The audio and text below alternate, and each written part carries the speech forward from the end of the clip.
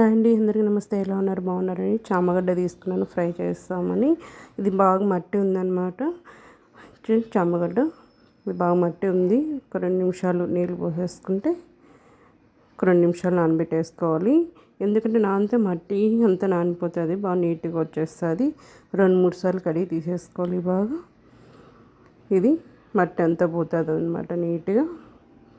చూసారా? కడిగి తీసేసుకోవాలి అంతా 2 చేతులతో ఒకసారి అట్లా బాగా వేసుకొని 2 చేతులతో బాగా కలిపి తీసేసుకోవాలి. మట్టి అంతా పోతుంది. అట్లా 2 చేతులతో తీసేసుకోవాలి. 2 చేతులతో అట్లా అంటే బాగా మట్టి అంతా పోతుంది సైడ్ అంతా ఉన్న. ఇప్పుడు కడిగి తీసేసుకుందాం 3 సార్లు. ఇప్పుడు కడిగి తీసేసుకున్నాను అనమాట. ఇది 3 సార్లు కడిగి తీసేసుకున్నాను. ఇప్పుడు ఉడకబెట్టుకోవాలి. అది ఇప్పుడు తీసేసుకొని అంత దాంట్లో వేసేసుకోవాలి చామగడ్డ అంతా.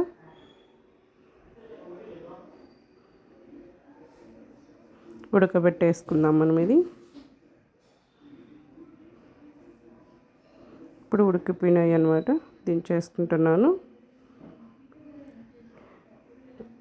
తీసేసుకొని గెంటితో దానిపైన చెక్క పైన పెట్టేసుకుంటాను.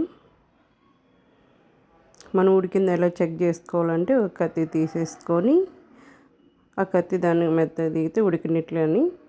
చూసారా? మెత్త దిగిపోయింది, ఉడికిపోయింది. ఇప్పుడు అన్నీ తీసేసుకొని చల్లారినాక పైన తోలు ఉంటుంది కదా, అంత తీసేసుకోవాలి.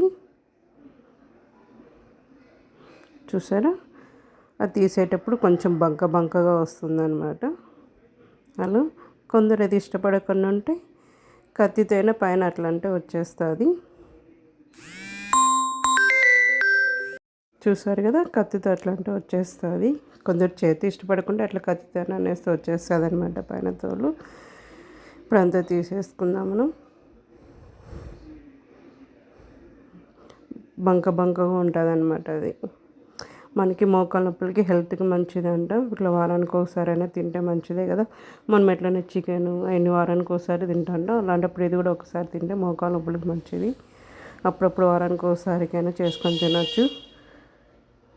ఇది ఒక్కొక్కసారి మార్కెట్లో చిక్కుతాయి, ఒకసారి మార్కెట్లో చిక్కవు అనమాట. మనం చికెన్ ఇప్పుడు ఒకే తెచ్చేసుకుంటూ ఉంటాయి కదా. వారానికి ఒకసారి తిన్నా మనం మంచిదే కదా హెల్త్కి, మోకాళ్ళ నొప్పులకి. చాలామంది మోకాళ్ళ నొప్పితో ఇబ్బంది పడుతూ ఉంటారు.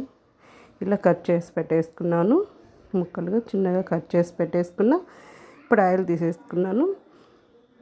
ఇంకొక ఆయిల్ తీసుకున్నా, ఎందుకంటే ఫ్రై కదా కొంచెం ఆయిల్ ఎక్కువ పడుతుంది కదా, కొంచెం తీసేసుకున్నాను.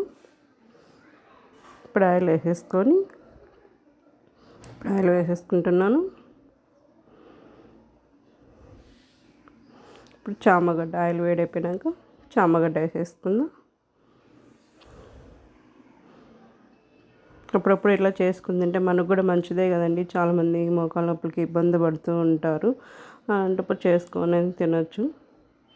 పిల్లలకు కూడా పెడితే మంచిదే కదా. అన్నీ వేసేసుకొని,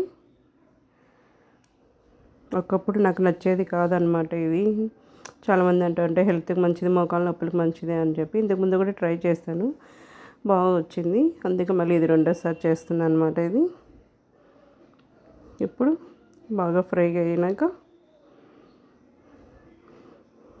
బాగా ఫ్రై కావాలి. అది కొంచెం బాగా ఫ్రై అయిపోయినాక పసుపు వేసేసుకోవాలి.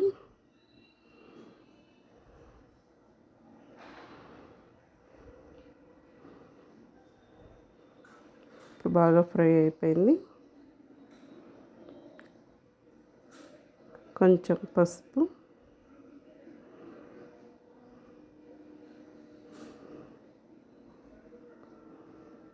ఇది కొంచెం ఫ్రై అయిపోయినాక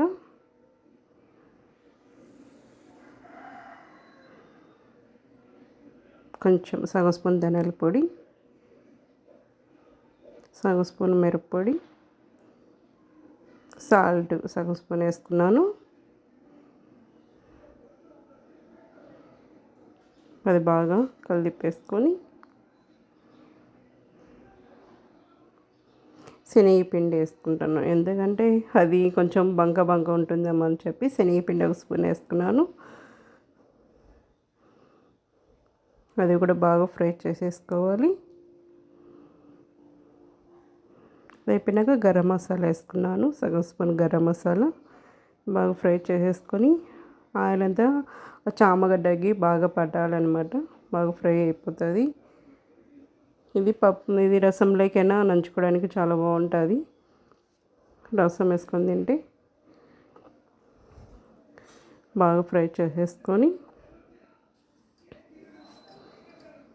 బాగా అది కావాలన్నమాట.